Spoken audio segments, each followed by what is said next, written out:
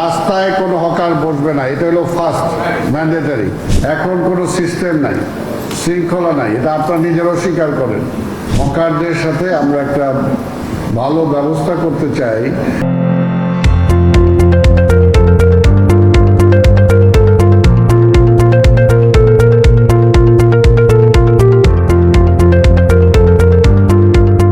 আপনি তো কালকেই লিখবেন যে মেয়র সাহেব ফুটপাথ দিয়ে দিছে হকারদেরকে। আমরা যেটা চাই, অর্থাৎ আমরা যেটা বলছি, ফুটপাথ আমরা কোথাও দেব না। কি হকার ভাইরা ঠিক আছে? রাস্তায় কোনো হকার বসবে না, এটা হলো ফার্স্ট ম্যান্ডেটারি। কি এই ব্যাপারে কারো কোনো দ্বিমত আছে? জোরে বলেন। যে জায়গায় ফুটপাথ বড় আছে সেখানে জনগণের চলাচল নিশ্চিত রেখেই আমরা দেব ফুটপাথ। এখন কোনো সিস্টেম নাই, শৃঙ্খলা নাই, এটা আপনারা নিজেরাও স্বীকার করেন। হকারদের সাথে আমরা একটা ভালো ব্যবস্থা করতে চাই যে আপনারাও ব্যবসাটা করেন, পাশাপাশি জনগণের ভোগান্তিটা থেকেও যাতে আমরা রেহাই দিতে পারি। আমরা যে শ্রমিক দলের সভাপতি যদি আইনা 5,000 লোকের তালিকা দেয়, আমি সেটা দিতে পারবো না।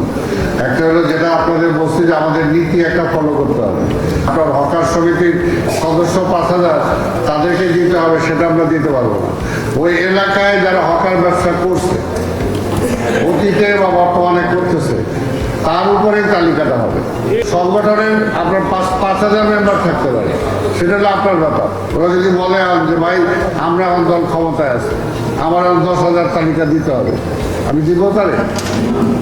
মন্ত্রণালয় থেকে নীতিমালা বলেন, টাকা বলেন, সব কিছু বলেন, সেখান থেকে ঠিক করে দেওয়া হয়েছে।